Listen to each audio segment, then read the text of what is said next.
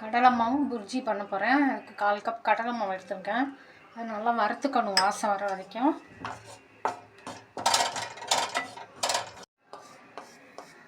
கடலை மாவு நல்லா வறுத்தாச்சு. அது ஒரு பவுலில் ட்ரான்ஸ்ஃபர் பண்ணிடலாம். வறுத்த கடலை மாவை தண்ணி ஊற்றி நல்லா தண்ணியாக கரைச்சி வச்சுக்கலாம். புர்ஜிக்கு எண்ணெய் வச்சுருக்கேன், காஞ்சிச்சு. கடுகு, ஜீரகம்,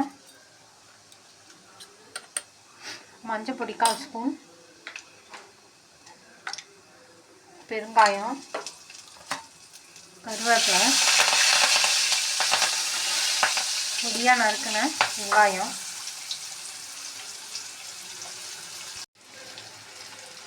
நாலு பல்லு பூண்டு பொடியாக கட் பண்ணி வச்சுருக்கேன். அது ஒரு துண்டு இஞ்சி பொடியாக கட் பண்ணியிருக்கேன். அது நல்லா ஃப்ரை பண்ணணும்.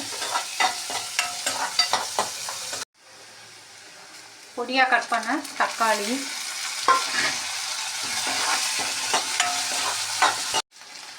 பட்டாணி ஆட் பண்ணுறேன். பட்டாணி சீசனால் நல்லா எல்லாத்துலேயும் நல்லா சேர்த்துக்கலாம்.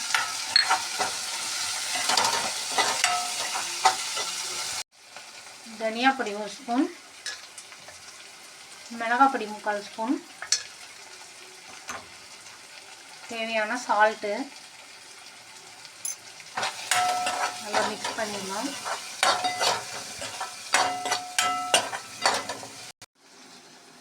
வறுத்து கரைச்சி வச்ச கடலை மாவு ஊற்றணும்.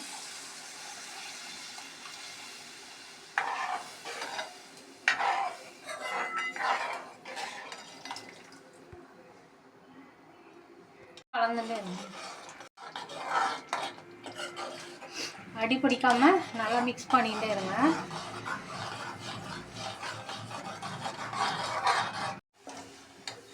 நல்லா இறுகிடும். அப்புறம் லாஸ்ட்டாக பொடியாக சாப் பண்ண கொத்தமல்லி போட்டு நல்லா மிக்ஸ் பண்ணிட்டோன்னா கடலை மாவு புர்ஜி ரெடி.